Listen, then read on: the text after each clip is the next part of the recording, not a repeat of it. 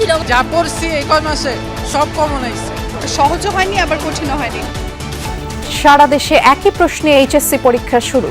৩২,০০০ প্রাথমিক বিদ্যালয়ে প্রধান শিক্ষক নিয়োগে দূর হলো আইনি বাধা। আজকে বিকেলের ভিতরেই আমরা পিএসসিকে এই রিকোয়েস্টগুলো পাঠাবো এবং তারা যেন স্পেশাল এই নিয়োগগুলো আমাদের দিতে পারে। ঐক্যবদ্ধ রাষ্ট্র নির্মাণ করতে চায় সরকার। নজরুল বর্ষের উদ্বোধনের পর বললেন প্রধানমন্ত্রী, নতুন প্রজন্মের মধ্যে জাতীয় কবির সৃষ্টি ছড়িয়ে দেয়াই লক্ষ্য। টেকনাফ সীমান্তের ওপারে গোলাগুলি, বিস্ফোরণে আতঙ্কে স্থানীয়রা। কমে আসছে রোহিঙ্গাদের ভরণ পোষণের আন্তর্জাতিক সহায়তা। নতুন অনুপ্রবেশ ঠেকাতে সতর্ক বিজিবি। মাইমার সীমান্ত অবস্থাতে এই যে বিমান একটা এসে হঠাৎ করে হামলা করে দিচ্ছে। সাইডটা আওয়াজ হয়েছিল, মানে প্রথম একটা হয়েছিল মনে করেন 20 মিনিট পর, আরেকটা হয়েছিল এয়ার পর, মানে ওর দুটো হয়েছিল। আমরা স্থানীয় যারা বাসিন্দা রয়েছে অনেক আতঙ্কের মধ্যে ছিলাম, কারণ বিগত সময়েও এরকম ঘটনা ঘটছিল। রাতে নকআউট পর্বে স্পেনের মুখোমুখি অস্ট্রিয়া। হাই প্রেসিং আর কাউন্টার অ্যাটাকই হতে পারে হাতিয়ার। কাল ভোরে পর্তুগাল ক্রোয়েশিয়ার জমজমাট লড়াই। বিচার বিভাগের স্বাধীনতা এবং জুলাই সনদ বাস্তবায়নে মতভেদ থাকলেও সংসদে হওয়া উচিত সমাধান। যমুনা টেলিভিশনকে স্পিকার। সরকারকে উদার হওয়ার পরামর্শ। সরকারি দল বিরোধী দলের মধ্যে একটা আন্ডারস্ট্যান্ডিং হলে ভালো। জুলাই সনদে যতটুকু ছাড় দেওয়া যায় সরকারি দলে সেটি দেওয়া উচিত। আয়াতুল্লাহ আলী খামেনির জানাজা ঘিরে তেহরানে ব্যাপক প্রস্তুতি। 6 দিনের বিদায় আনুষ্ঠানিকতা শুরু হচ্ছে কাল। যোগ দিচ্ছেন বাংলাদেশ সহ 90 দেশের অতিথি।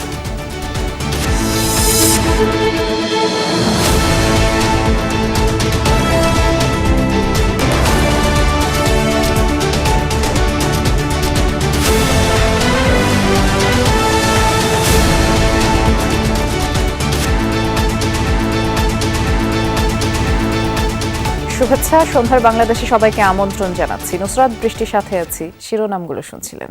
দেশের 9টি সাধারণ শিক্ষা বোর্ডে একই প্রশ্নপত্রে শুরু হলো উচ্চ মাধ্যমিকের বাংলা প্রথম পত্র পরীক্ষা। ব্যতিক্রম শুধু কারিগরি ও মাদ্রাসা শিক্ষা বোর্ড। তবে সামনের বছর থেকে সব বোর্ডের একই বিষয়গুলোর প্রশ্নপত্র অভিন্ন হবে। প্রথম দিনের পরীক্ষা শেষে বেশিরভাগ ছাত্রছাত্রী বলছেন প্রশ্নপত্র সহজ হয়েছে, তবে অনেকেই বলছেন এমসিকিউ কিছুটা কঠিন ছিল।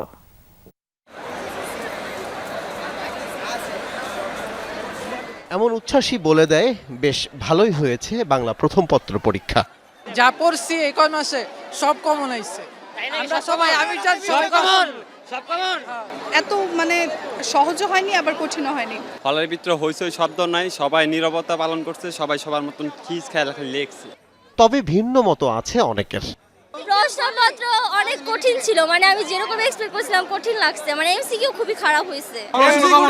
এমসিকিউটা সবচেয়ে বেশি কঠিন ছিল। বাজে কোশ্চেন, এরকম এমসিকিউ এত বাজে গাট দিছে না, স্ট্যান্ডার্ড হয়েছে। বেশিরভাগের মত প্রশ্নপত্র যেমনই হোক না কেন তা নির্ধারিত সিলেবাস মেনেই হয়েছে। আমরা যা পড়ছি মোটামুটি তার মধ্যেই কমন পাইছি, মানে বইয়ের বাইরে কোনো কিছু আসে নাই, বই থেকে আসছে। বইয়ের বাইরে কোনো কিছু আসে নাই। মোটামুটি ভালোই ছিল। যারা পড়ে নাই তারা তো বলবেই আমরা তো এ প্লাস পাবোই। এই প্রথম দেশ জুড়ে অভিন্ন প্রশ্নে পরীক্ষা দিল 9টি সাধারণ শিক্ষা বোর্ডের পরীক্ষার্থীরা। বিষয়টিকে ইতিবাচক হিসেবেই দেখছেন তারা। এক সময় আগে এক বোর্ডে এক রকম হইতো, তখন আমাদের লাগতো যাচ্ছে এই বোর্ডে সহজ, এই বোর্ডে কঠিন, তো সব এক হয়, এটা একটা সমতা হয়েছে। এটা ভালোই হয়েছে, এটা খারাপ হয়নি। সুষ্ঠু, স্বচ্ছ ও নকলমুক্ত পরিবেশ নিশ্চিত করতে সব পরীক্ষা কেন্দ্রে নেওয়া হয়েছে কড়া নিরাপত্তা ও ডিজিটাল নজরদারির ব্যবস্থা। আমাদের টিচাররা আজকে সচেতন, আমাদের অভিভাবকরা সচেতন, প্রশাসন সচেতন রয়েছে এবং পুলিশ বিভাগ তারা বডি ক্যাম ব্যবহার করছে। সব মিলিয়ে আমাদের শিক্ষার্থীরা সচেতন, তারা পরীক্ষায় কোনো আনফেয়ারনেস করে না। তারা এখন লেখাপড়া করছে এবং লেখাপড়া করবে। এর আগে সকাল থেকেই কেন্দ্রে ভিড় করেন অভিভাবক, পরীক্ষার্থীরা। রাজধানীর কয়েকটি এলাকায় বৃষ্টি হওয়ায় অনেকেই পড়েন বিপাকে। দেশ জুড়ে 2697টি কেন্দ্রে পরীক্ষা অনুষ্ঠিত হচ্ছে। ডিজিটাল বিষয়গুলো পর্যবেক্ষণের জন্য একটি মনিটরিং সেল গঠন করেছে শিক্ষা মন্ত্রণালয়। এবছর উচ্চ মাধ্যমিক ও সমমানের পরীক্ষায় অংশ নিচ্ছেন প্রায় 13 লাখ শিক্ষার্থী। আল আমিন হক অহন, যমুনা নিউজ, ঢাকা। 32,000 সরকারি প্রাথমিক বিদ্যালয় প্রধান শিক্ষক নিয়োগ প্রক্রিয়ায় আর কোনো আইনি বাধা নেই। বৃহস্পতিবার প্রধান বিচারপতি জুবাইর রহমানের নেতৃত্বাধীন আপিল বেঞ্চ এই রায় দেয়। আদালতে রাষ্ট্রপক্ষে ছিলেন attorney general barrister Mohammad Ruhul Quddus Kajal. তিনি বলেন, আপিল বিভাগের এই রায় শিক্ষা ব্যবস্থায় শৃঙ্খলা ফেরাবে। এদিকে সচিবালয়ে শিক্ষামন্ত্রী ডক্টর আ.ন.ম এহসানুল হক মিলন জানিয়েছেন, আপিল বিভাগের রায়ের ফলে পদোন্নতির সুযোগ পাবেন 36,000 শিক্ষক। 2013 সালে বেসরকারি প্রাথমিক বিদ্যালয় জাতীয়করণের পর শিক্ষক কর্মকর্তাদের জ্যেষ্ঠতা নিয়ে শুরু হয় দীর্ঘ আইনি লড়াই। 2019 সালে হাইকোর্ট জাতীয়করণপ্রাপ্ত শিক্ষকদের পক্ষে রায় দিলেও 2022 সালে তা স্থগিত করেন আপিল বিভাগ।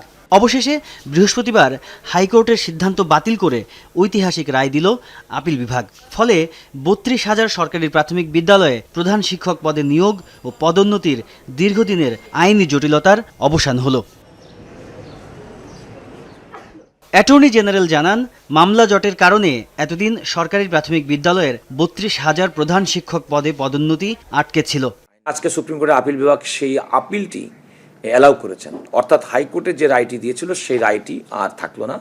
আইন অনুযায়ী যেটি করা হয়েছিল, সরাসরি নিয়োগপ্রাপ্ত শিক্ষকদের স্থান থাকবেন উপরে, আর অধিগ্রহণকৃত বেসরকারি স্কুল থেকে যারা এসেছেন তাদের স্থান থাকবে নিচে। এইটাই আজকে প্রতিষ্ঠিত হলো। শিক্ষা সংক্রান্ত অন্য মামলাগুলোও দ্রুত শুনানির পদক্ষেপ নেওয়া হবে জানিয়েছেন রাষ্ট্রের প্রধান আইন কর্মকর্তা। সরকার নিয়োগ দিতে পারছিলেন না। পরে সচিবালয়ে এ বিষয়ে ব্রিফ করেন শিক্ষামন্ত্রী। জানান, আপিল বিভাগের রায়ের ফলে 36,235 জন সহকারী শিক্ষক পদোন্নতির সুযোগ পাবেন। আরও আমাদের পদ শূন্য হয়েছে, এই পদ শূন্য হলো সহকারী শিক্ষক। অর্থাৎ আমরা যদি 36,235 জন শিক্ষককে এখন প্রমোশনটা দিতে পারি, সেই সাথে আমাদের ইমিডিয়েটলি আমাদের আসন শূন্য হয়ে যাবে 38,443 জন। শিক্ষামন্ত্রী আরও বলেন, বিশাল এই নিয়োগ প্রক্রিয়া সম্পন্ন হলে বিদ্যালয়গুলোতে প্রশাসনিক শৃঙ্খলা পুনঃপ্রতিষ্ঠিত হবে। তাজনুর ইসলাম, যমুনা নিউজ, ঢাকা। অপশক্তি, বিভেদ, বিরোধ সৃষ্টির অপচেষ্টা চালালেও ঐক্যবদ্ধ রাষ্ট্র সমাজ নির্মাণ করতে চায় সরকার, এমন মন্তব্য করেছেন প্রধানমন্ত্রী তারেক রহমান। বলেছেন, আন্দোলন সংগ্রামের বিরুদ্ধে বরাবরই অনুপ্রেরণা যোগায় বিদ্রোহী কবির গান কবিতা। নজরুল বর্ষের উদ্বোধন করে প্রধানমন্ত্রী আরও বলেন, যাপিত জীবনের অনিবার্য অংশ নজরুলের সাথে নতুন প্রজন্মের যোগাযোগ আরও নিবিড় করতেই এই আয়োজন। কয়েক সপ্তাহ আগে ত্রিশালে গিয়ে প্রধানমন্ত্রী তারেক রহমান ঘোষণা দেন 2026-27 হবে নজরুল বর্ষ। সেই ঘোষণার আলোকে শুরু হচ্ছে জাতীয় কবির অমর সৃষ্টি নিয়ে সাহিত্য সম্মেলন, গবেষণা, সেমিনার, সাংস্কৃতিক উপস্থাপনা, নাট্য উৎসব সহ নানা অনুষ্ঠান। প্রত্যেক জেলায় উপজেলায় অংশ নেবেন শিক্ষা প্রতিষ্ঠানের ছাত্রছাত্রীরা। সকালে সচিবালয়ে নজরুল গবেষক, শিল্পী ও সাংস্কৃতিক ব্যক্তিত্বদের সাথে বৈঠক করেন প্রধানমন্ত্রী। নজরুল বর্ষ নিয়ে সবার মতামত জানতে চান। এত কিছু হয়তো কবে করা হবে জানি না, অন্তত কিছুখানি যদি করা হয়, যতখানি পরিকল্পনা হচ্ছে ততখানি যদি ইমপ্লিমেন্ট করতে পারি আমরা, তাহলেই সেটা সার্থক। পরে সরকার প্রধান বলেন, মুক্তিযুদ্ধে কবি নজরুলের কবিতা গান ছিল অনুপ্রেরণার উৎস। আন্দোলন সংগ্রামে তার সৃষ্টি হয়ে ওঠে প্রতিবাদের ভাষা। আগামী প্রজন্মের কাছেও তিনি থাকবেন প্রাসঙ্গিক। সকল আন্দোলন সংগ্রামে তার সৃষ্টিশীলতাই হয়ে ওঠে প্রতিবাদ প্রতিরোধের মূল ভাষা। তিনি আমাদের জাতীয় জীবনের অনিবার্য অংশ। শুধু অতীত নয়, আজকের প্রজন্মের জন্য, এমনকি আমাদের ভবিষ্যৎ প্রজন্মের জন্য নজরুল আমাদের জীবনে প্রাসঙ্গিক। এ কারণেই আমাদের জাতীয় কবির জীবন ও কর্মের সঙ্গে গণমানুষ, বিশেষ করে বর্তমান প্রজন্মের সম্পর্ক আরও গভীর ও নিবিড় করার লক্ষ্যে নানা আয়োজনে নজরুল বর্ষ শুরু করা হয়েছে। কবি নজরুলের সাহিত্যকর্ম চার দেয়ালে আবদ্ধ না রেখে মানুষের ঘরে ঘরে পৌঁছানোর আহ্বান জানান তিনি। কবি নজরুলের জীবন ও কর্ম, তার চিন্তা, দর্শন ছড়িয়ে দেওয়া প্রয়োজন। বছর জুড়ে প্রতিটি অনুষ্ঠান সফলভাবে পালন করা অত্যন্ত জরুরি বলে আমি ব্যক্তিগতভাবে বিশ্বাস করি। এ সময় দেশের সব মানুষের নিরাপত্তা নিশ্চিতে সরকারের অবস্থান তুলে ধরেন তিনি। জানান, প্রাণীরাও থাকবে হিংস্রতা মুক্ত। অপশক্তি নিজেদের হীন দলীয় স্বার্থে মানুষের মধ্যে বিভেদ, বিরোধ সৃষ্টির অপচেষ্টা চালালেও সবাই মিলেমিশে থাকাই বাংলাদেশের মানুষের আবহমান কালের মূল্যবোধ। বর্তমান সরকারও এমন এক রাষ্ট্র এবং সমাজ বিনির্মাণের লক্ষ্যে কাজ করছে, যেখানে ধর্ম বর্ণ নির্বিশেষে প্রতিটি মানুষ নির্বিঘ্নে নিরাপদে বসবাস করবে।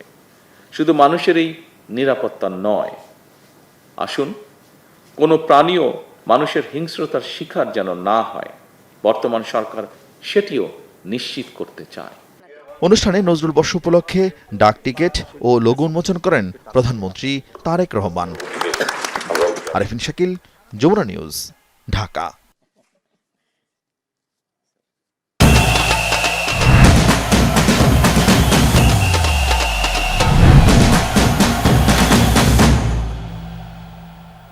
বিশ্বকাপের নকআউট পর্বে মুখোমুখি হচ্ছে ইউরো চ্যাম্পিয়ন স্পেন ও অস্ট্রিয়া। বাংলাদেশ সময় আজ দিবাগত রাত 1টায় সোফা স্টেডিয়ামে এই ম্যাচটি শুরু হবে। গ্রুপ এইচ এর সেরা দল হয়ে নকআউট এসেছে ইউরো চ্যাম্পিয়নরা। আর গ্রুপ পর্বে সৌদি আরবকে বড় ব্যবধানে হারানো, উরুগুয়ের বিপক্ষে গুরুত্বপূর্ণ জয় এবং কেপ ভার্দের সঙ্গে ড্র, সব মিলিয়ে ধারাবাহিক পারফরমেন্স দেখিয়েছে লা-রোজারা। অন্যদিকে গ্রুপ জে থেকে রানার্স আপ হয়ে শেষ 32-এ জায়গা করে নিয়েছে অস্ট্রিয়া।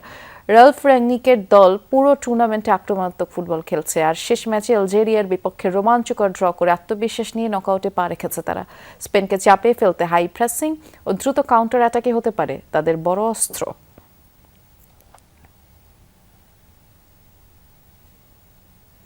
বিশ্বকাপের শেষ 16-এ ওঠার লড়াইয়ে বাংলাদেশ সময় শুক্রবার ভোর 5টায় মাঠে নামবে পর্তুগাল ও ক্রোয়েশিয়া। সবকিছু ছাপিয়ে ম্যাচটা হয়ে উঠেছে ক্রিস্টিয়ানো রোনালদো ও লুকা মডরিচের লড়াই। যে কোনো একজনের বিদায় ঘণ্টা বাজবে। একই দিনে আবার ডিয়েগো জটার মৃত্যুবার্ষিকী, তাই জটার জন্য হলেও জিততে চায় পর্তুগাল। 2006 বিশ্বকাপ থেকেই বিশ্বমঞ্চে খেলছেন দুজনে, কিন্তু শুক্রবার বেজে যাবে একজনের বিদায় ঘণ্টা। ক্রিস্টিয়ানো রোনালদো নাকি লুকা মডরিচ, কে গুনবেন শেষের নামটা? দীর্ঘ ক্যারিয়ারে 6টা বছর একসাথে রিয়াল মাদ্রিদে খেলেছেন দুজনে জিতেছেন 4টা চ্যাম্পিয়ন্স লিগ, লা লিগা কিংবা অন্য শিরোপাও আছে ট্রফি ক্যাবিনেটে। দারুণ দুই বন্ধু, নিজ নিজ দেশেরও সর্বকালের সেরা। কিন্তু একটা সময় সবাইকেই থামতে হয়, কেউ আগে কেউ পরে। মডরিচ বা রোনালদোর যে কোনো একজনকে থামতেই হবে রাউন্ড অফ 32 এর এই মহারণে। লাখ লাখ তরুণ ক্রীড়াবিদ এবং ফুটবল প্রেমী তরুণ প্রজন্মের জন্য উদাহরণ লুকা মডরিচ। সে এবং আমাদের অধিনায়ক রোনালদো যে দীর্ঘস্থায়িত্ব দেখিয়েছে তা তাদেরকে এই খেলার আইকনে পরিণত করেছে। ক্রিস্টিয়ানোর সঙ্গে ড্রেসিং রুম ভাগাভাগির সৌভাগ্য হয়েছে। ভালো লাগতো যদি লুকা মডরিচের সঙ্গে আরো সময় কাটাতে পারতাম, কিন্তু আগামীকাল দুজনের এই যাত্রার একটির সমাপ্তি ঘটতে চলেছে। আশা করি সেটা লুকা মডরিচেরই হবে। ম্যাচ যেদিন সেদিন আবার ডিয়েগো জটার প্রথম মৃত্যুবার্ষিকী। 2025 সালের 3 জুলাই এক সড়ক দুর্ঘটনায় মারা যান পর্তুগিজ এই উইঙ্গার। বেঁচে থাকলে নিশ্চিতভাবেই এই বিশ্বকাপ দলে থাকতেন জটা। এই ম্যাচটা তাই জটার জন্যই জিততে চায় পর্তুগাল। আমাদের মোটিভেশনের অভাব নেই। এই দিনটার একটা গুরুত্ব আছে, জটার মৃত্যুবার্ষিকী। আমরা আমাদের পরিবার, জটার পরিবার এবং পুরো পর্তুগালের জন্য জিততে চাই। ক্রোয়েশিয়ার কোচ মনে করেন আসল লড়াইটা হবে মিডফিল্ডে। পর্তুগালের যেমন ভিতিনিয়া, ব্রুনো ফের্নান্দেস, বের্নার্দো সিলভারা আছেন, ক্রোয়েটদেরও আছে মদ্রিচ, কোভাচিচ, সুচিচের মতো মিডফিল্ডার। লড়াইটা তাই হবে কেহ কারে নাহি ছাড়ে, সমানে সমান। সম্ভবত এখানেই ম্যাচের ভাগ্য নির্ধারিত হবে। পর্তুগাল চমৎকার টেকনিক্যাল ফুটবল খেলে, তাই আমাদের খুব সতর্ক থাকতে হবে। এই ম্যাচে আমাদের জন্য সবচেয়ে গুরুত্বপূর্ণ বিষয় হলো কোনো ভুল না করা, বিশেষ করে বল দখলে রাখার সময়। বিশ্বকাপের শেষ 16-এ ওঠার লড়াইয়ে বাংলাদেশ সময় শুক্রবার ভোর 5টায় মাঠে নামবে পর্তুগাল ও ক্রোয়েশিয়া। আফরান পিয়াল, যমুনা স্পোর্টস। নিজ শহর মায়ামিতে সমর্থকদের ভালোবাসা শিখত লিওনেল মেসি। এলএম10 ও তার দল আর্জেন্টিনাকে দেখতে মায়ামির টিম হোটেলের সামনে জড়ো হন সমর্থকরা। ফুটবল জাদুকরকে এক পলক দেখার অপেক্ষায় ঘন্টার পর ঘন্টা অবস্থান করেন ভক্তরা। কঠোর নিরাপত্তার মধ্যে বিশ্ব চ্যাম্পিয়নরা হোটেলে প্রবেশ করলে নিরাশ হতে হয় সমর্থকদের। যুক্তরাষ্ট্রের মায়ামি থেকে আরও জানাচ্ছেন সহকর্মী মুজনা বিন তারেক। বিশ্বকাপের ম্যাচ খেলতে মায়ামিতে টিম আর্জেন্টিনা। নিজ শহরে ভিন্ন পরিচয়ে ফেরা লিওনেল মেসির ফুটবল জাদুকর ও তার দলকে দেখতে তাই মায়ামির টিম হোটেলের সামনে সন্ধ্যা থেকে অপেক্ষা আর্জেন্টাইন ভক্তদের। মেসি ইন্টার মায়ামিতে যোগ দেওয়ার পর এই শহরে প্রথমবারের মতো ম্যাচ খেলবে আলবিসেলেস্তারা, সেটিও বিশ্বকাপের মহা গুরুত্বপূর্ণ ম্যাচ। কেউ এসেছেন আর্জেন্টিনা থেকে, কেউ বা থাকেন মায়ামিতেই। সবার অপেক্ষা লিওকে সামনে থেকে এক পলক দেখা। সন্ধ্যা গড়িয়ে রাত তখন 10টা। অবশেষে অপেক্ষা ফুরোয় কানসাস সিটি থেকে মায়ামির টিম হোটেলে মেসির আর্জেন্টিনা। কঠোর নিরাপত্তা ও গাড়ি বহরের মাঝে রাজস্বিক আগমন বিশ্ব চ্যাম্পিয়নদের। স্লোগানে গানে দলকে বরণ করে নেন সমর্থকরা। Going forward for Argentina, so in my heart, okay? From the whole Argentinian people to say hello to all Bangladesh. Messi, siempre Messi, forever Messi. I love you, Messi. Messi, I love you so much. And bueno, Messi, te quiero mucho, te amo y ojalá conocerte. I love you, Bangladesh, Argentina, Messi. It's really emotional to see him and the Argentine national team here. So yeah, I mean, I think it's really great to be around this environment. আগামী 3 দিন মায়ামির এই হোটেলে অবস্থান করবে Lionel Scaloni শিষ্যরা। শনিবার Cape ভার্দের বিপক্ষে নকআউটের গুরুত্বপূর্ণ ম্যাচ মায়ামির হার্ড রকে, সেই ম্যাচে জয় পেলে মেসির দলের নতুন গন্তব্য হবে আটলান্টা। শুধুমাত্র মেসি ও তার দলকে এক নজর দেখার অপেক্ষায় এই টিম হোটেলের সামনে ঘন্টার পর ঘন্টা অপেক্ষা করেছেন সমর্থকরা। তারা অনেকেই নিরাশ হয়েছেন, কেউই সে অর্থে মেসি বা তার দলকে 3 মাসের মধ্যে দেখার সুযোগ পাননি। তারপরও বিশ্বকাপের এক শহর থেকে আরেক শহর, যেখানেই মেসি বা তার দল যাচ্ছেন সেখানে হাজির হচ্ছেন এই আর্জেন্টাইন সমর্থকরা, জানিয়ে দিচ্ছেন তাদের ভালোবাসার কথা। মুজরাবিন তারেক, যমুনা স্পোর্টস, মায়ামি, যুক্তরাষ্ট্র। মিয়ানমারের রাখাইন রাজ্যে দফায় দফায় গোলা ও মর্টারশেল বিস্ফোরণে কেঁপে উঠছে এপারের টেকনাফ সীমান্ত। বেশ কিছুদিন বিরতির পর মিয়ানমারে আবারও সংঘাতে সীমান্তবর্তী মানুষ এখন আতঙ্কে আছে। আর এই সুযোগে রোহিঙ্গা অনুপ্রবেশ রোধে সীমান্তে সতর্ক অবস্থায় আছে বিজিবি। বুধবার রাত থেকে টেকনাফ সীমান্তের ওপারে থেমে থেমে গোলা ও মর্টারশেল বিস্ফোরণের শব্দে কেঁপে ওঠে সীমান্তবর্তী এলাকা। কিছুদিন বিরতির পর মিয়ানমার সেনাবাহিনী ও সশস্ত্র বিদ্রোহী গোষ্ঠী আরাকান আর্মির মধ্যে আবারও সংঘাত শুরু হয়েছে বলে ধারণা টেকনাফের বাসিন্দাদের। মায়ানমার সীমান্ত অবস্থাতে এই যে বিমান একটা এসে হঠাৎ করে হামলা করে দিচ্ছে। প্রথমে 5 থেকে 7টা মতো মারছে বড় অস্ত্র, দুরুম করে আওয়াজ করছে। শোনার পর আমার থেকে বই লাগছে। কি ডেবা মারছে, কি ডাবা মারছে, কি বং মারছে এটা জানি না, কিন্তু তাত্রা এসে এরকম দেখছি। দফায় দফায় বিস্ফোরণে টেকনাফের সীমান্তবর্তী এলাকা জাদিমুরা থেকে শাহপুরীর দ্বীপে বাসিন্দাদের মধ্যে আতঙ্ক ছড়িয়ে পড়ে। নাফ নদীর তীরবর্তী সাবরাং, শাহপুরীর দ্বীপ, টেকনাফ পৌরসভা ও নীলা সীমান্তের মানুষজনও আছেন উদ্বেগ উৎকণ্ঠায়। 4টা আওয়াজ হয়েছিল, মানে ফটো মারতে হয়েছিল মনে করেন 20 মিনিট পর। আরেকটা হয়েছিল এর পর, মানে ওরা দুটো হয়েছিল। ওখানে গোলাগুলি হচ্ছে এবং বিমান হামলা হচ্ছে। তবে আমরা স্থানীয় যারা বাসিন্দা রয়েছে অনেক আতঙ্কের মধ্যে ছিলাম। সংঘাতের ফাঁকে রোহিঙ্গা অনুপ্রবেশের চেষ্টা রোধে সীমান্ত জুড়ে সতর্ক অবস্থানে রয়েছে বিজিবি। জোরদার করা হয়েছে টহল। অনেক রোহিঙ্গাই চেষ্টা করে নদী পার হয়ে বাংলাদেশে চলে আসার চেষ্টা করে, এর আগে দেখেছি। তো সেই হিসাবে আমরা সতর্ক অবস্থা আছি, যেন কোনো রোহিঙ্গা ওদিকে না প্রবেশ করতে পারে, সেটা আমরা সতর্ক অবস্থা আছি। বর্ডার গার্ড বাংলাদেশ সীমান্তে সর্বদা সতর্ক অবস্থানে আছে। জুবাইদ ইবনে শাহাদাত, যমুনা নিউজ। রোহিঙ্গাদের ভরণ পোষণে দিন দিন আন্তর্জাতিক সহায়তা কমছে। একবেলা খাওয়ার সর্বোচ্চ বরাদ্দ এখন মাথাপিছু 16 টাকা। জাতিসংঘ শরণার্থী সংস্থা UNHCR বলছে, অর্থ সংকটের পাশাপাশি আপাতত দেশে ফেরার সম্ভাবনা না থাকায় রোহিঙ্গাদের মধ্যে হতাশা বাড়ছে। এই অবস্থায় আন্তর্জাতিক নজর ফেরাতে সরকার চেষ্টা করছে বলেও জানান পররাষ্ট্র মন্ত্রণালয়। এমনকি প্রত্যাশিত সহায়তার 50% পাওয়া নিয়েও সন্দিহান বাংলাদেশ। বর্তমান প্রেক্ষাপটে রোহিঙ্গা ইস্যু জাতীয় সংকট তৈরি করতে পারে বলেও আশঙ্কা রয়েছে। সহকর্মী মাহফুজ মিশুর রিপোর্ট। 2017 থেকে যে রোহিঙ্গা ঢলের শুরু তা পুরোপুরি বন্ধ হয়নি এখনো। গত 1.5 বছরেও প্রাণ ভয়ে পালিয়ে এসেছেন আরও প্রায় 1.5 লাখ মিয়ানমারের নাগরিক। বাংলাদেশে থাকা এসব রোহিঙ্গাদের দেখভালের জন্য জাতিসংঘের উদ্যোগ জেআরপি বা জয়েন্ট রেসপন্স প্ল্যান। প্রথম কয়েক বছর এতে $1 বিলিয়ন পাওয়া গেলেও দিনকে দিন তা কমছে। এবছর $710 মিলিয়ন যে প্রতিশ্রুতি তা গতবারের চেয়ে অন্তত 26% কম। 2017-তে যে পরিস্থিতি ছিল এখনও রোহিঙ্গারা অনেকে একই অবস্থার শিকার হচ্ছে। আবার সহায়তা কমে যাওয়ায় ক্যাম্পে যারা তারাও ভালো নেই। দ্রুত দেশে ফেরারও কোনো সম্ভাবনা নেই। তাদের সামনে কোনো আশার আলো নেই, তাই এ সংকটে নতুন সমাধান খুঁজতে হবে। 2017-তে বাংলাদেশে রোহিঙ্গা ঢলের পর গাজা, সুদান ও ইউক্রেন তিনটি বড় সংকট দেখা দিয়েছে বৈশ্বিকভাবে।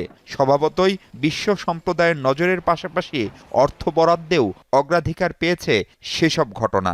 সম্প্রতি পররাষ্ট্রমন্ত্রী জাতিসংঘ সাধারণ পরিষদের সভাপতি নির্বাচিত হওয়ায় রোহিঙ্গা ইস্যুটিকে বিশ্বমঞ্চে সক্রিয় রাখার আশা দেখছে বাংলাদেশ। যেহেতু ফান্ড কাট হয়েছে, আপনার এডুকেশন এখন চ্যালেঞ্জ হচ্ছে, তারপরে আপনাদের ট্রিটমেন্ট, মেডিকেল, ওদের বাসস্থান সবকিছুই এখন একটা চ্যালেঞ্জের মুখে আছে। আমাদের মাননীয় পররাষ্ট্রমন্ত্রী নতুন রোল উনি নিয়েছেন, সেখান থেকে হয়তো এই রোহিঙ্গা ইস্যুটাকে আরও আন্তর্জাতিক পরিমণ্ডলে ফোকাসড করার জন্য উনি অবশ্যই সেটাতে কাজ করবেন। গত বছর যে আন্তর্জাতিক সহায়তার প্রতিশ্রুতি ছিল বাস্তবে মিলেছিল তার মাত্র অর্ধেক। একদিকে রোহিঙ্গাদের মধ্যে বাড়তি জন্মহার, নতুন ঢল অব্যাহত থাকা, আর বিপরীতে টাকা কমে যাওয়ায় এখন তাদের 3 বেলা খাওয়ানোই দুষ্কর। 33% রোহিঙ্গার জন্য মাসে $12, 50 ভাগের জন্য 10 আর 17 ভাগের জন্য $7 খাওয়ার খরচ এখন। যেটি সর্বোচ্চ $12 33% পাচ্ছে, তাতে তারা 3 বেলা খায়, 1 বেলার দাম পড়ে 16 টাকা। তো 16 টাকা দিয়ে তো আসলে একটা মিল হয় না। মানুষগুলো ধরেন ভুখানাঙ্গা থাকে, তখন তাদেরকে নিয়ন্ত্রণ করা কঠিন হবে। ফলে এটি আমাদের একটা ন্যাশনাল ক্রাইসিস তৈরি হচ্ছে এবং এর সাথে আমাদের সিকিউরিটি জড়িয়ে যাচ্ছে। এ অবস্থায় চীনের মধ্যস্থতায় রোহিঙ্গাদের দ্রুত কিভাবে মিয়ানমার ফেরানোর কাজ অন্তত শুরু করা যায়, সেটিই সরকারের অগ্রাধিকার। ক্ষমতাচ্যুত আওয়ামী লীগ প্রফেসর ইউনূসের নেতৃত্বে গঠিত অন্তর্বর্তী সরকার কিংবা নবগঠিত বিএনপি সরকার কখনোই বন্ধ হয়নি রোহিঙ্গাদের বাংলাদেশে প্রবেশ। বরং এখন কেউ কেউ ওপাশ থেকে নিজের সহায় সম্বল, টাকা পয়সা সবকিছু দিয়ে দালালদের ধরে বাংলাদেশে চলে আসছেন। আর তাই এই বিপুল জনগোষ্ঠী আদৌ মিয়ানমারে ফিরবে কিনা সেই প্রশ্ন জোরদার হচ্ছে ক্রমশই। Mahfuz Mishu, Jamuna news, Kutupalong camp, Ukhia, Cox's Bazar. বাংলাদেশের ভিসা নীতি সহজ করতে যাচ্ছে সরকার। বিনিয়োগ, পর্যটন, দক্ষ মানব সম্পদকে গুরুত্ব দিয়ে প্রায় 20 বছর পরে নতুন ভিসা নীতি অনেকটাই চূড়ান্ত করেছে নির্বাচিত সরকার। বিকেলে সচিবালয়ে প্রধানমন্ত্রী তারেক রহমানের সভাপতিত্বে মন্ত্রিপরিষদ বৈঠক অনুষ্ঠিত হয়। বৈঠক শেষে ব্রিফিংয়ে মন্ত্রিপরিষদ সচিব ডক্টর নাসিমুল গনি জানান, 2006 সালে সবশেষ ভিসা নীতি হয়েছিল বাংলাদেশের। চূড়ান্ত খসড়ার উপর অর্থমন্ত্রীর নেতৃত্বে গঠিত কমিটি 1 মাসের মধ্যে মতামত দেবে। এরপরে চূড়ান্ত ভিসা নীতি অনুমোদন দেবে মন্ত্রিসভা। বিদেশিদের বাংলাদেশে আগমনে উৎসাহিত করতে ভিসা নীতি সহজ করা হচ্ছে বলেও জানান মন্ত্রিপরিষদ সচিব। নতুন এই ভিসা পলিসিতে 34টা ক্যাটাগরি করা হয়েছে বলেও জানান তিনি। নাসিমুল গনি বলেন, জাতীয় নিরাপত্তা ও আন্তর্জাতিক কূটনৈতিক ভারসাম্য বজায় রাখাকেই প্রাধান্য দেওয়া হয়েছে এই ভিসা নীতিতে। আর মন্ত্রিসভার 11তম বৈঠকে 5টি ইস্যু নিয়ে আলোচনা হয়েছে বলেও জানান মন্ত্রিপরিষদ সচিব।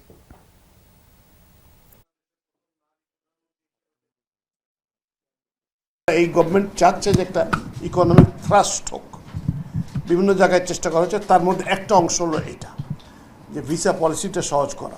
এইটা মোটামুটি চূড়ান্ত হয়ে গেছে, কিন্তু লাস্টলি মাননীয় অর্থমন্ত্রীর সভাপতিত্বে একটা মন্ত্রিসভা কমিটি করা হয়েছে, যেটা 1 মাস, এটা তার ভিতরে স্বরাষ্ট্র মন্ত্রণালয় রয়েছে, সিকিউরিটি ইস্যুগুলো দেখবে, পর্যটন মন্ত্রণালয় রয়েছে, বাণিজ্য মন্ত্রণালয় রয়েছে, যাতে তাদের যদি আরও কোনো ইন্টারেস্ট থাকে যেটা এই পলিসিটাকে সমৃদ্ধ করবে, সেটুকু করে এটা চূড়ান্ত করা হবে। মানবাধিকার, গুম, বিচার বিভাগের স্বাধীনতা সংক্রান্ত নতুন আইন এবং জুলাই সনদ বাস্তবায়নে সরকারকে ছাড় দিতে হবে বলে অভিমত জাতীয় সংসদের স্পিকার হাফিজ উদ্দিন আহমদ বীর বিক্রমের। এক্ষেত্রে উদার না হলে সরকারকে মাশুল গুনতে হবে বলেও সতর্ক করেন তিনি। যমুনা টেলিভিশনকে দেয়া সাক্ষাৎকারে স্পিকার বলেন, সরকার ও বিরোধী দল কোনোটি স্থায়ী না, দুপক্ষকেই একত্র হয়ে আওয়ামী লীগের ফিরে আসা ঠেকাতে হবে। সহকর্মী লাভলি পিথির রিপোর্ট। সংসদ সদস্য নির্বাচিত হয়ে ত্রয়োদশ জাতীয় সংসদ নির্বাচনে বিজয়ী সংসদ সদস্যের শপথের দিন জুলাই সনদ বাস্তবায়নে সংবিধান সংস্কার পরিষদের শপথও নিয়েছিল জামায়াতে ইসলামী এনসিপির নেতৃত্বাধীন বিরোধী দল। কিন্তু প্রচলিত আইন ও সাংবিধানিক ধারা মেনে এ ধরনের শপথ নেয়নি সরকারি দল বিএনপি, সমমনা দল ও স্বতন্ত্র সংসদ সদস্যরা। সংসদের প্রথম অধিবেশনে অন্তর্বর্তী সরকারের জারি করা 133টি অধ্যাদেশ উত্থাপিত হয়। তবে বিরোধীদের সংস্কার পরিষদ গঠনের প্রস্তাবের পরিবর্তে গঠন করা হয় বিশেষ কমিটি। প্রতিবাদে ওয়াকআউট করে বিরোধী দল। প্রবল আপত্তির মুখেও পাশ হয় মানবাধিকার, সুপ্রিম কোর্ট সচিবালয় ও বিচারক নিয়োগ রহিতকরণ বিল। বাতিল হয় গুম অধ্যাদেশ। মাননীয় সংসদ সদস্য, সংসদের পাশাপাশি রাজপথেও এই ইস্যুতে বিভিন্ন কর্মসূচি পালন করছে বিরোধী দল। তবে এই নিয়ে সরকার ও বিরোধী দলের মতপার্থক্য থাকলেও এর সমাধান সংসদে হওয়া উচিত মনে করেন স্পিকার। তার মতে আগামী অধিবেশনও জুলাই ইস্যুতে উত্তপ্ত থাকবে। দুদলই সনদের বাস্তবায়ন চায়, কিন্তু উচ্চকক্ষ, মানবাধিকার, বিচার বিভাগ নিয়ে মতভেদ বেশি। এক্ষেত্রে সরকারকে উদার হওয়ার পরামর্শ স্পিকারের। জুলাই সনদকে বাস্তবায়ন করতে হলে আইনের মাধ্যমে করতে হবে, সংবিধানে সংশোধনী আনতে হবে, যেটি একমাত্র জাতীয় সংসদেই করা সম্ভব। এবং এই ব্যাপারে সরকারি দল বিরোধী দলের মধ্যে একটা আন্ডারস্ট্যান্ডিং হলে ভালো। জুলাই সনদে যতটুকু ছাড় দেওয়া যায় সরকারি দলে সেটি দেওয়া উচিত। এবং বিরোধী দলেরও বুঝতে হবে যে সংখ্যাগরিষ্ঠতার কারণে তারা যাতে তাদের কার্যক্রম নির্বিঘ্নে চালিয়ে যেতে পারে। বিচার বিভাগের স্বাধীনতা, গুম, মানবাধিকার আইন সংশোধনের আহ্বান জানিয়েছেন স্পিকার। কোনো দল তো পার্মানেন্ট সরকারি দল না, পার্মানেন্ট বিরোধী দল না। এখন যদি মানবাধিকারের ক্ষেত্রে সরকার উদ্যোগী না হয়, তাহলে ভবিষ্যতে যখন বিরোধী দলে পড়বে তখন এটার মাসুল তাদেরকেও দিতে হবে। এটা মাথায় রেখেই ভালোভাবে মানবাধিকার আইন প্রণয়ন করতে হবে, অতীতের চাইতে আরও উন্নতর একটি আইন। জুলাই সনদ নিয়ে দ্বন্দ্বের সুযোগে আওয়ামী লীগের ফেরা এবং নতুন কোনো ষড়যন্ত্র যেন মাথাচাড়া দিতে না পারে সতর্ক করছেন অভিজ্ঞ এই পার্লামেন্টেরিয়ান ও রাজনীতিবিদ।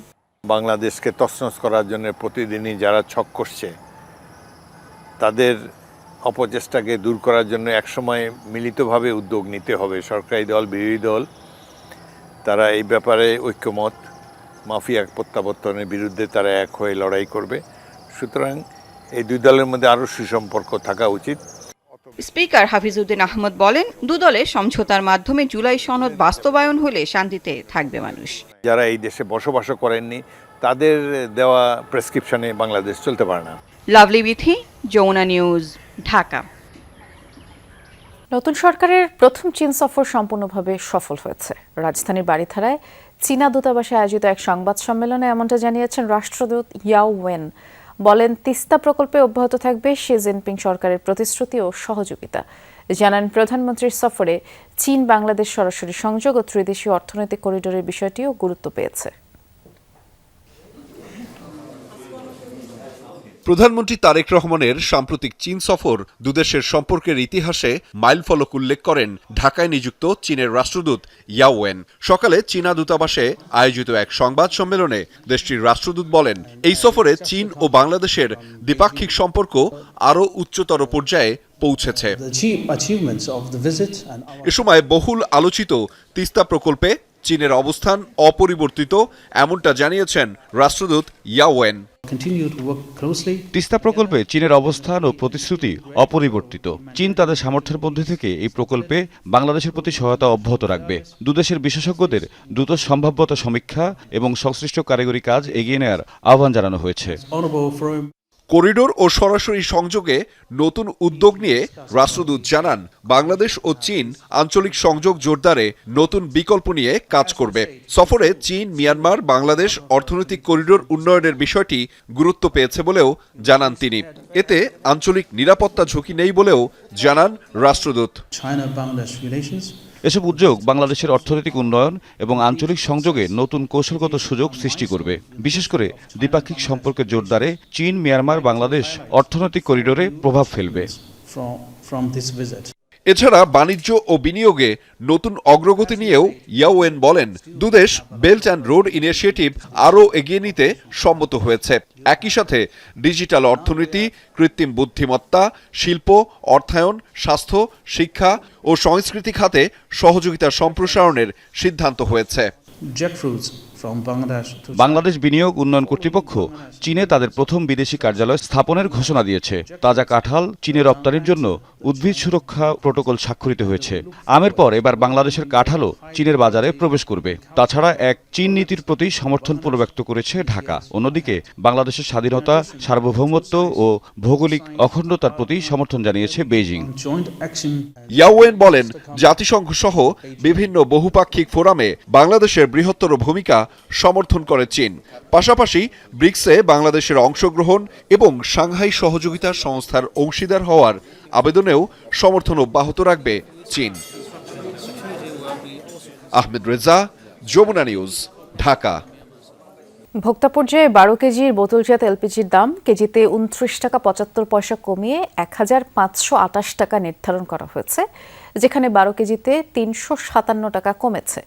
আজ সন্ধ্যা 6টা থেকে এই নতুন দাম কার্যকর হয়েছে। বিকেলে এলপিজির মূল্য সমন্বয় ব্রিফিংয়ে এসব তথ্য জানানো হয়। আরও জানানো হয়, অটো গ্যাসের দাম প্রতি লিটার 86.93 টাকা কমিয়ে 70.40 অর্থাৎ 400 টাকা নির্ধারণ করা হয়েছে, 40 পয়সাই বলা চলে। এবং এর আগে 2 জুন 12 কেজি এলপিজি সিলিন্ডারের দাম 1940 টাকা থেকে কমিয়ে 1885 টাকা নির্ধারণ করেছিল বিইআরসি। এছাড়া যানবাহনে ব্যবহৃত অটো গ্যাসের দাম লিটার প্রতি 89 টাকা 50 পয়সা থেকে কমিয়ে 86 টাকা 93 পয়সা নির্ধারণ করা হয়েছিল।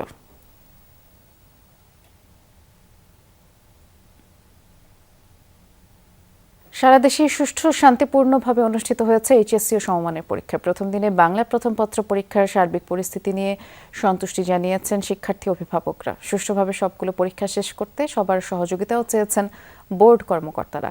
নকল প্রতিরোধ এবং অনিয়ম রোধে এবার দেশ জুড়েই কড়াকড়ি ছিল। শিক্ষা জীবনের শেষ বোর্ড পরীক্ষা সকাল 10টায় সারা দেশে একসাথে শুরু হয় এইচএসসি ও সমমানের পরীক্ষা। নির্ধারিত সময়ের আগেই কেন্দ্রের সামনে পরীক্ষার্থীদের পাশাপাশি অভিভাবকদেরও উপস্থিতি দেখা যায়। সময় মতো কেন্দ্রে প্রবেশের আগে প্রতিটি ছাত্রছাত্রীকেই তল্লাশি করা হয়। ঘড়ির কাঁটায় 10টা বাজার সাথে সাথে শুরু হয় বাংলা প্রথম পত্র পরীক্ষা। নকল প্রতিরোধ এবং অনিয়ম রোধে এবার দেশ জুড়ে ছিল কড়াকড়ি। সিসি ক্যামেরার পাশাপাশি বৈরী আবহাওয়ার জন্য প্রস্তুতি হিসেবে কেন্দ্রে রাখা হয় চার্জার লাইট ও মোমবাতি। বিভিন্ন কেন্দ্র পরিদর্শন করেন শিক্ষা বোর্ডের চেয়ারম্যানরা। আমাদের শিক্ষা বোর্ডের 7টি টিম এবং বিভিন্ন সরকারি কলেজ থেকে 36টি টিম মাঠ পর্যায়ে কাজ করতেছে পরিদর্শনের জন্য। আশা করি আমরা সুষ্ঠুভাবে পরীক্ষা সম্পন্ন করতে সক্ষম হব। কেন্দ্র থেকে কোনো রকম কোনো বিশৃঙ্খলা বা অসঙ্গতির কোনো খবর পাইনি। আমরা আশা করছি শান্তিপূর্ণ এবং বিশ্বাসযোগ্য পরিবেশে আমাদের এইচএসসি পরীক্ষা 2026 অনুষ্ঠিত হবে। 9টি সাধারণ শিক্ষা বোর্ডে অভিন্ন প্রশ্নপত্রে পরীক্ষা শেষ হয় বেলা 1টায়। সৃজনশীল এবং নৈবেক্তিক প্রশ্ন নিয়ে সন্তোষ প্রকাশ করেন পরীক্ষার্থীরা। রিটেন সাইড এমনিতে আলহামদুলিল্লাহ ভালো হয়েছে মোটামুটি, আর এমসিকিউটা একটু হার্ড হয়েছে মোটামুটি, এমনি এভারেজ মোটামুটি আলহামদুলিল্লাহ ভালো হয়েছে। খারাপ হয় না কোশ্চেন, মানে মোটামুটি লেখার মতো বা যারা অ্যাভারেজ স্টুডেন্ট পড়ছে তারাও পাস করার মতো ভালোই কোশ্চেন। আমার কাছে এমসিকিউটা একটু কঠিন মনে হয়েছে, হয়তো আরেকটু পড়লে আরেকটু ভালো দাগাইতে পারতাম। ওরা যেমন প্রশ্ন করছে আমরা যেমন পারছি এতটুকু দিয়েছি আলহামদুলিল্লাহ, বাকিটা হচ্ছে রেজাল্টে বোঝা যাবে। বাট আজকে একটা এমসিকিউটা হার্ড আসছে, যা পড়াশি মানে তা কিছুই আসে নাই, প্রশ্ন অনেক হার্ড হয়েছে। দেশ জুড়ে 2697টি কেন্দ্রে পরীক্ষা দিচ্ছেন শিক্ষার্থীরা। রাহিম সারোয়ার, যমুনা নিউজ। 2024 সালের জুলাই আগস্ট মাসে ছাত্র জনতার গণ অভ্যুত্থানের স্মরণ, শহীদ ও আহতদের প্রতি শ্রদ্ধা জানাতে মাসব্যাপী কর্মসূচি ঘোষণা করেছে বিএনপি সহযোগী সংগঠন জাতীয়তাবাদী ছাত্রদল। সংগঠনের এক বিজ্ঞপ্তিতে বলা হয়, ঐতিহাসিক স্মৃতি সংরক্ষণ ও দুঃশাসনের বিরুদ্ধে ছাত্র জনতার সংগ্রামের বিজয়ের 2য় বর্ষপূর্তি উপলক্ষে এই কর্মসূচি গ্রহণ করা হয়েছে। কর্মসূচির অংশ হিসেবে 1 জুলাই মোমবাতি প্রজ্বলন করা হয়। আর পরবর্তী কর্মসূচির 15 জুলাই টিএসসি অডিটোরিয়ামে গণ অভ্যুত্থানের বাঁক বদলের দিন শীর্ষক আলোচনা সভা। 16 জুলাই চট্টগ্রাম ও রংপুর বিভাগের ছাত্র সমাবেশ আর 20 জুলাই বেসরকারি বিশ্ববিদ্যালয়ের শিক্ষার্থীদের অবদান শীর্ষক স্মরণ সভা। 21 জুলাই ঢাকা বিশ্ববিদ্যালয় ক্যাম্পাসে প্রতীকী জুলাই শীর্ষক লাইভ পারফরমেন্স অনুষ্ঠিত হবে। 24 ও 25 জুলাই সারা দেশে বিশ্ববিদ্যালয়, জেলা, মহানগর, উপজেলা, কলেজ, পৌর ইউনিট নেতারা শহীদদের কবর জিয়ারত করবেন এবং শহীদ পরিবারের সঙ্গে সাক্ষাৎ করে উপহার সামগ্রী পৌঁছে দেবেন। 3 আগস্ট জাতীয় শহীদ মিনারে ছাত্র সমাবেশ অনুষ্ঠিত হবে। জুলাই আন্দোলনের লক্ষ্য বাস্তবায়নে অন্তর্বর্তী সরকার ব্যর্থ হয়েছে এবং আহতদের চিকিৎসায় অবহেলা করেছে বলে অভিযোগ করেছেন ছাত্র অধিকার পরিষদের সাধারণ সম্পাদক মোহাম্মদ সানাউল্লাহ হক। বৃহস্পতিবার সকালে রায়েরবাজার কবরস্থানে জুলাই শহীদদের কবর জিয়ারতের পরে তিনি অভিযোগ করেন, যেসব কারণে জুলাই আন্দোলনের সূচনা হয়েছিল কোনো সরকারই সেগুলোকে যথাযথ গুরুত্ব দেয়নি। তার দাবি, অন্তর্বর্তী সরকার একটি রাজনৈতিক দল গঠন নিয়ে বেশি ব্যস্ত ছিল, যার ফলে রাষ্ট্র ও মানুষের প্রত্যাশিত পরিবর্তন আসেনি, শুধু সরকারের পরিবর্তন হয়েছে। আরো বলেন, জুলাই আন্দোলনে আহতদের চিকিৎসায় দায়িত্ব পালনে অন্তর্বর্তী সরকার ব্যর্থ হয়েছে, বর্তমান সরকারও তাদের প্রতি অবহেলা করছে।